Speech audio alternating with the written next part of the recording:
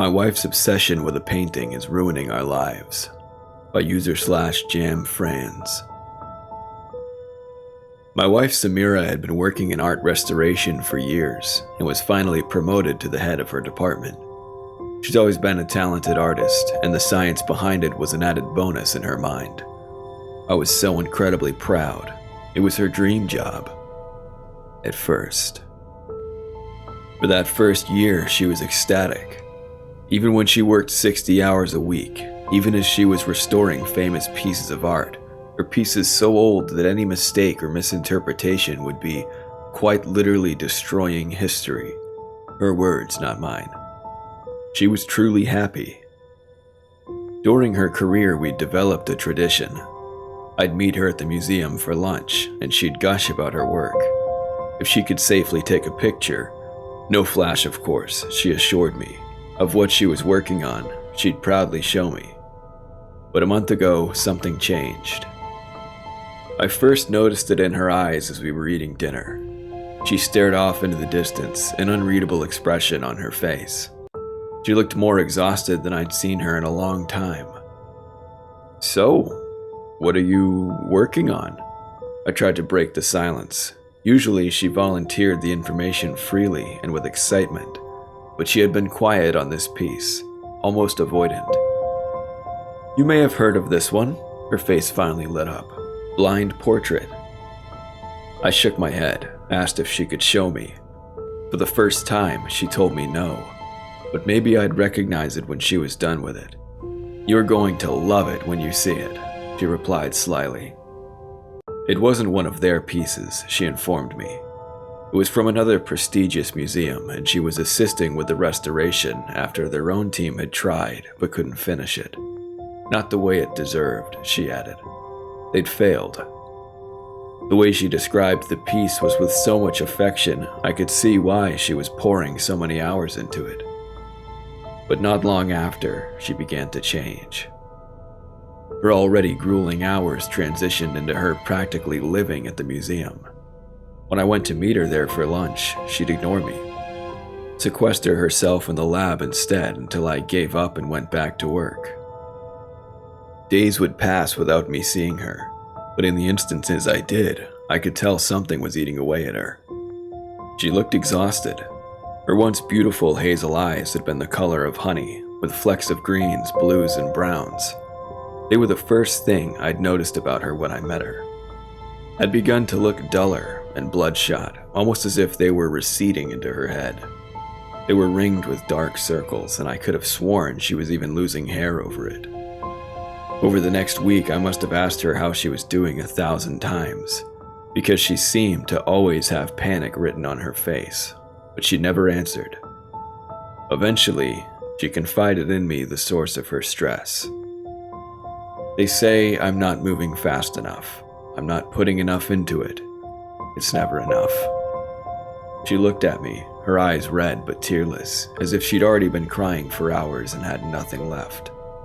"It needs to be ready. It needs to be seen. But I'm running out of supplies," she added after studying me for a long moment, in a way that made me feel oddly uncomfortable. I was incredibly pissed off with her employer on her behalf. Samira has always been one of the hardest workers I've ever known. I'm not just saying that because she's my wife either. She puts her all into every single piece of art she restores, and I'd never heard of them trying to rush her to that extent before. The next morning, I woke up covered in a series of small but deep cuts. The sheets dotted with dried, sticky blood, a small but clear bloody handprint on the bedroom door. Not long after, she brought it home. Something I knew she was not allowed to do. I'd learned enough from her years on the job to know that depending on the medium, the pieces were only supposed to be exposed to certain kinds of light, environments, and temperature. She had always treated the art she worked on with so much love and respect. So when I saw her walking to our old and dirty shed with it clutched to her chest, wrapped in a filthy-looking sheet, I knew something was very wrong. The next afternoon, I'd got off work early. I had hoped to have a serious conversation with her that night. Figured I'd do some projects around the house while I planned out what I was going to say. I turned on the garage light and jumped. She was standing there in the dark, motionless, even though she should have been at work. "Babe, you feeling okay? Did you come home sick? Where's the saw?" She spoke as if she hadn't heard me, her voice strained, almost like she'd been screaming for hours on end. If I hadn't seen her speak the words, I would have never guessed that sound could have ever come out of her mouth. I was so surprised that my thoughts of some sort of intervention were forgotten. "Which one?" She stared down at her hand in silence for a long moment, flexed her fingers. "Circular," she rasped. "Do you want help?" She cradled the saw in her arms, turned, and left without answering me. She was down there all day. I could hear the blade whirring as it struggled to cut through some hard material, even from the house. She finally made an appearance at dinner that evening, but she was pale and walked in swaying steps, her right hand bundled in thick bandages. I felt sick and guilty at the sight of blood staining through it. She refused to let me see her injury and screamed violently at me when I told her we needed to go to the ER. I'm not one to meddle in her work life, but I'd reached my breaking point. I decided I needed to talk to her boss, Leslie. She and Samira had worked together for so long that we knew her pretty well. We even had dinner with her and her family a few times. So, I drove up to the museum and I asked for her. I wasn't sure what I expected when I went up there. A heated argument, a confrontation, but the moment she saw me, she pulled me into an awkward hug. "Alan, I'm so sorry we had to suspend her. How is she? We were hoping she'd get some help." The confusion I felt must have been written on my face because her expression changed to match my own. "She didn't tell you?" I just shook my head dumbly, thoroughly thrown off by the chain of events. "Samira, she spent every moment working on that horrible painting. We're not even sure where it came from. It isn't one of ours." "She said it was from some other museum that you were helping out." I attempted to pronounce it a few times before finally giving up. She frowned. "No, we aren't partnered with anyone right now. We've got too much of our own work to take on anyone else's. That's why we had to put her on leave. Yes, she was neglecting her work here, but it was the effect that it had on her that worried us. That piece, it was disgusting. I don't say this often, but that wasn't art. Art has soul, something to give you. That piece had nothing to give. It only wanted to take." I drove home, angry and dumbfounded that my normally honest-to-a-fault wife had been lying to me for weeks. I called out gently for Samira, but she wasn't in the house. I approached our storage shed-turned-workshop to check on her, but she wasn't there either. I approached the painting. She had made no effort to hide what she was doing. It was like she didn't even think it was wrong. Where do I even begin? The painting itself was an atrocity. I'd looked up blind portrait since she refused to show me. After her concerning behavior, I felt I needed to know what it was that she was working on. I didn't find any one specific piece with that name. Instead, that a blind portrait was exactly what it sounded like. One drawn without the artist looking, maybe as a creative exercise, or to practice fundamentals. But no, the painting my wife was working on was immaculate. Someone had clearly crafted it with their full vision and attention. It was exquisitely drawn down to the smallest of details. I'm no expert, but the smoothness, the way colors were blended, the detail of the clothing and hair against the backdrop of swirling reds, it was captivating. I'm no expert, but felt it would have even been a masterpiece if it hadn't been so goddamn disturbing. The subject, a woman, was beautiful. Or rather, she would have been, if the flesh above the exposed teeth wasn't torn in such a way that it almost resembled a playful curling of the upper lip. The teeth, the top row since the bottom jaw was totally gone, a stark white against the background that were so detailed, so realistic, roots and all, that they looked like I could reach out and touch them. I realized why the portrait was called blind.